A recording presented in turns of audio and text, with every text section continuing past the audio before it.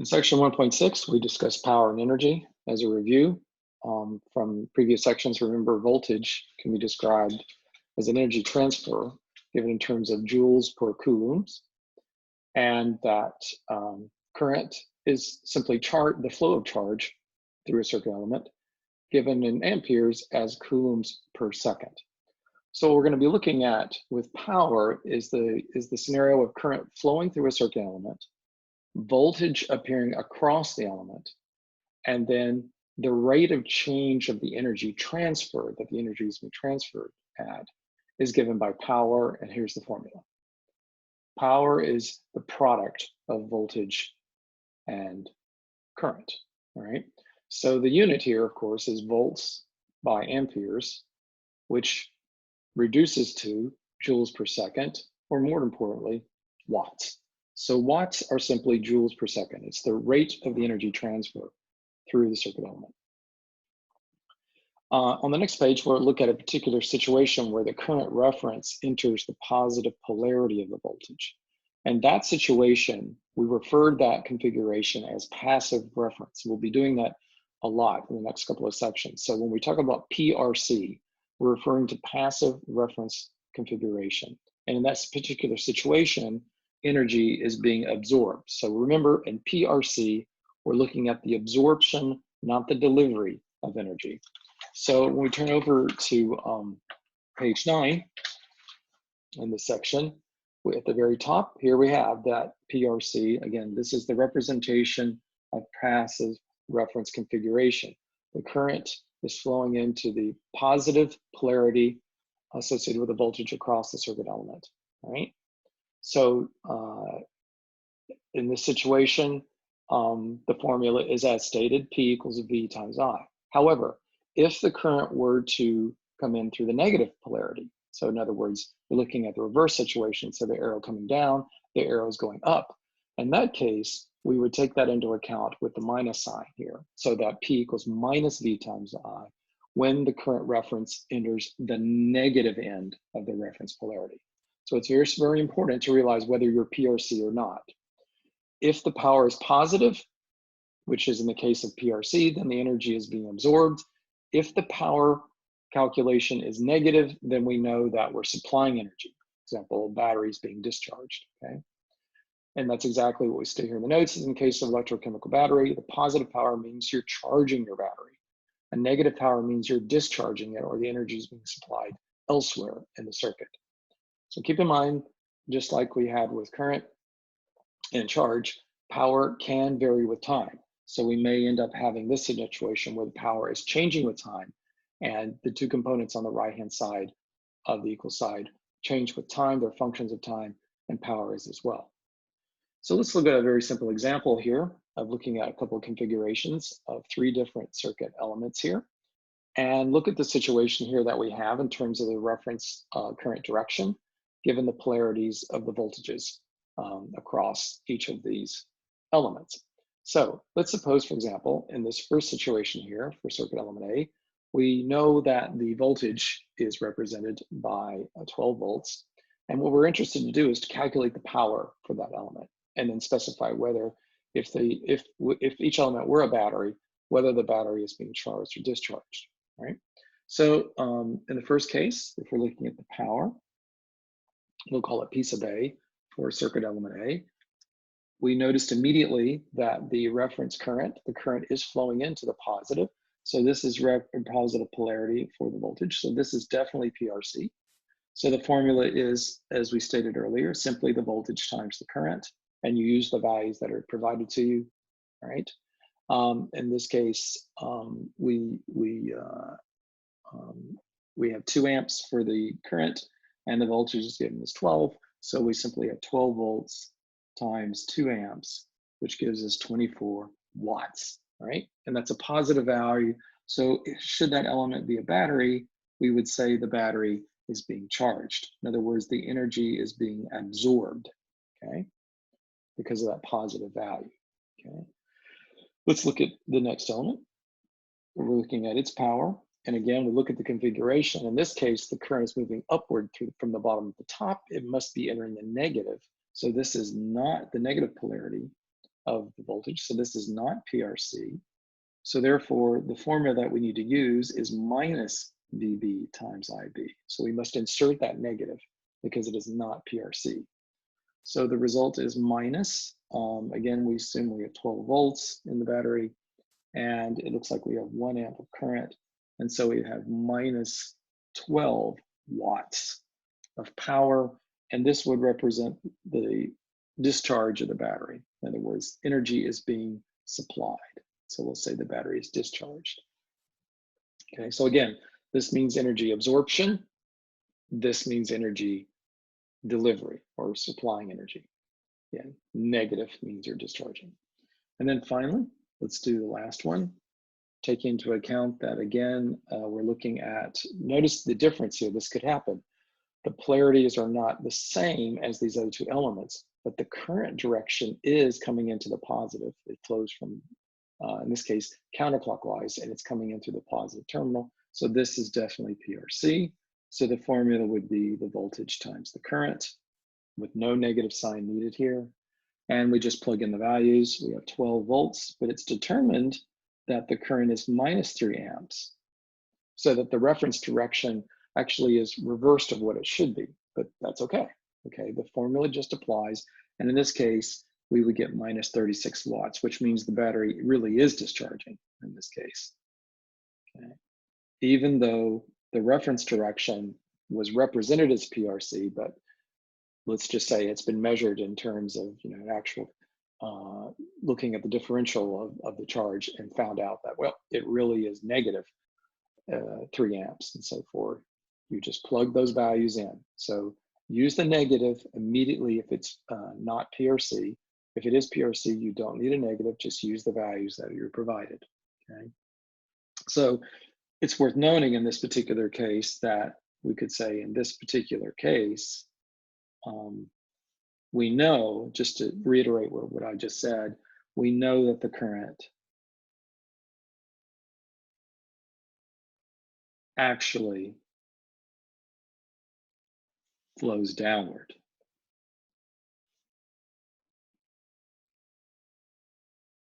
Through element C. And that's because even though the reference direction is going from positive to negative and through the voltage polarity, we obtained a negative value for the current. So the reference direction must be actually reversed. Little side question below the box here is, what would that power become if we actually did reverse the direction? Suppose we had indicated, and I'll use a different color here, suppose we had written this way, where the current actually was coming into the negative voltage polarity. So in that case, it would not be PRC. And then what we would have had is negative times 12 volts times negative 3 amps, which would have given us a positive 36 watts, which would be energy absorption, okay? Again, we would have the negative because it would not be PRC, but you still use the values that are measured or provided to you, okay? Now, one thing is that if you have the power function for a particular circuit element, you could calculate the actual amount of energy that was either being delivered or supplied, depending upon whether you had plus or minus in terms of the power value. But the actual energy is going to be a positive value on the magnitude of the watts we're looking at. And what you could do is you could integrate through the time interval that you're interested in. You could integrate that power function, okay? And you're looking at it at a particular time interval from time 1 to time 2. And we're going to do that in an example here, right? So at the very bottom of page 9, we're going to determine the energy absorbed, delivered to is another way of saying. So delivered from is the same thing as saying supply, okay? But absorbed is delivered to. I know it gets a little bit tricky with the wording, but I like absorption and delivery or supplying is usually an easier way to do it. So we're looking at a voltage source. If the voltage is, in this case, is like a DC source, it's 12 volts, doesn't change with time, but the current is changing with time. It's 2 to the e to the minus t amperes, right? So we'll flip over to the next page and look at that scenario where we have a very simple voltage source here. positive polarity and the current's flowing into it. So this is definitely PRC. This is passive reference because the current direction is coming in to the positive voltage polarity, right? So the calculation, okay, of power is voltage function times current function, right? So in this case, it's 12 volts times the current function, which is e to the minus t. Again, that was from the previous page. And so that's nothing but 24 times e to the minus t watts. So it's a function of time, right? If we want the amount of energy transferred, then we have to integrate, and we're going to integrate from 0 to infinity. In this particular case, we're going to look at from the moment the current is available, how much energy can you absorb until there is no more current, and that would be looking at the limit as the time goes to infinity. All right, so we'll integrate the power function. Of course, you could have specified a particular time point which you want to stop at, but if we're going to go until there is no more current, this would be the best way to represent it. Okay, so again, you're integrating from 0 to infinity of this function 24 e to the minus t dt. Pull the constant out. That's 24, the integral from 0 to infinity, e to the minus t dt. And of course, we know how to integrate e to the minus t. We'll need a negative sign to come out, and we'll get minus 24 e to the minus t, evaluated 0 to infinity. And of course, to represent this, to evaluate this, we need to take a limit. So this is equivalent to the limit, and let's use the variable capital N, as n goes to infinity, of minus 24 e to the minus t, capital N, 0, right? And so this would be equivalent to the limit as n goes to infinity of evaluating negative 24 e to the minus n, and then minus will be plus 24 times e to the 0. Okay. Again, why plus? Because it'll be minus 24. And of course, e to the 0 will just give us 1. So this component will just be 24, but you can see what's going to happen here. This, as n goes to infinity, will go to 0, because that's 1 over e to the n. And so in the limit, this would just be 24 joules, right? So in this case, the energy is positive.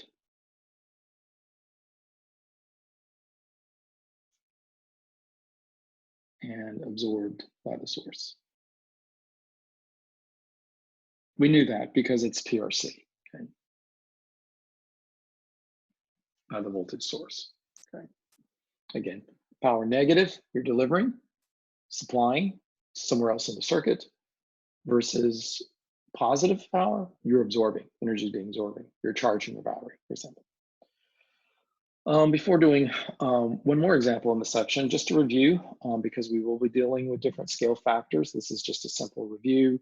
Just be very familiar with all these scale factors from giga all the way to femto.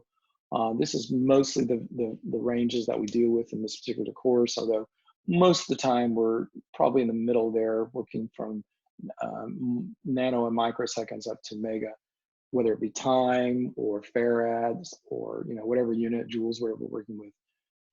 Be familiar with these abbreviations, capital G, giga, capital M, mega, kilos, little k, millis, little m. Be careful, this is probably the most confusing sometimes. The difference between milli and micro is huge, because milli, a millisecond is 10 to the minus 3 seconds versus 10 to the minus 6 seconds is a microsecond.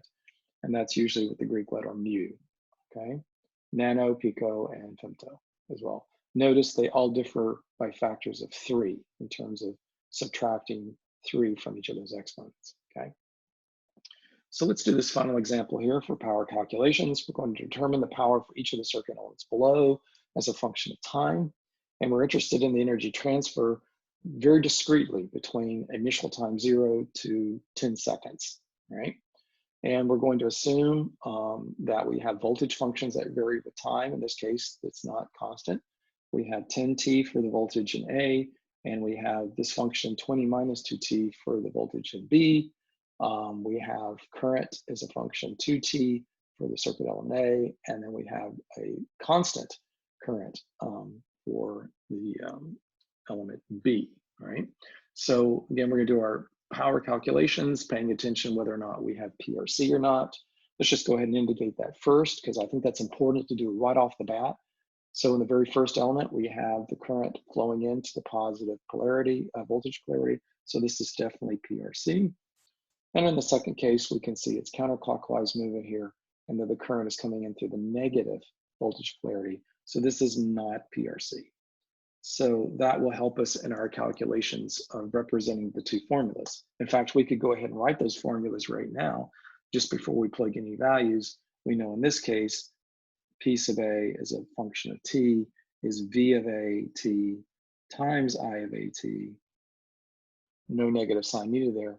But over here for this circuit element, we would need to supply the negative sign there because it's not PRC times I V of T, okay? So first we get power, then we'll get the energy transferred by the integrals, okay? But we just need to make sure that we understand whether we're in passive reference or not. So we will now flip over to page 11 in the notes and do these calculations.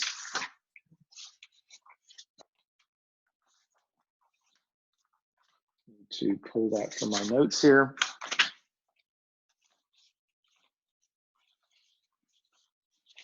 And there we are. Okay, so in this final box we have here, we're going to do these power calculations, and then we'll do the integrals to determine the energy, whether it's being absorbed or it's going to be delivered to or supplied to the rest of the circuit, okay? So we have already determined that in the case of the first circuit element A, the power function is V of A T times the current function I of A, right?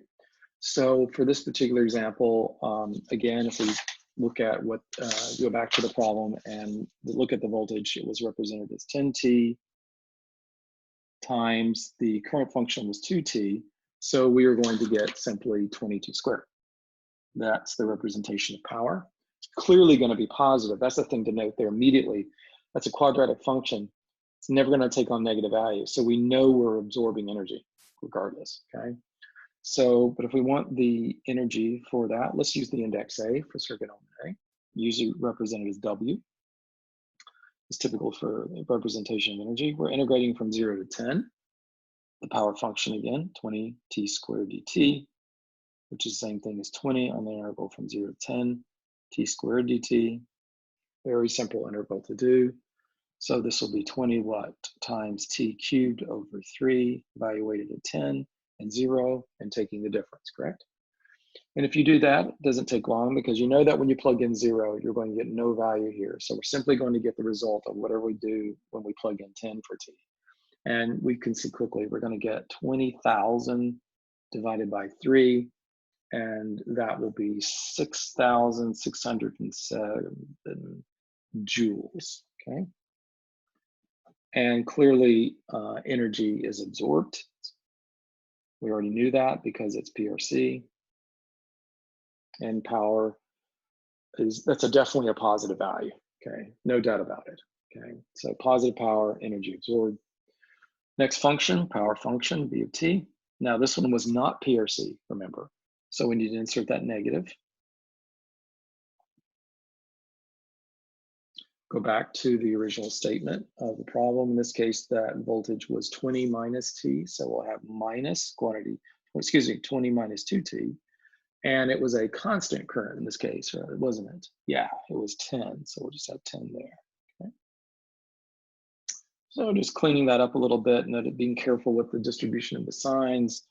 Looks like we're going to get 20T minus 200, right? To be careful, okay? That's a linear function.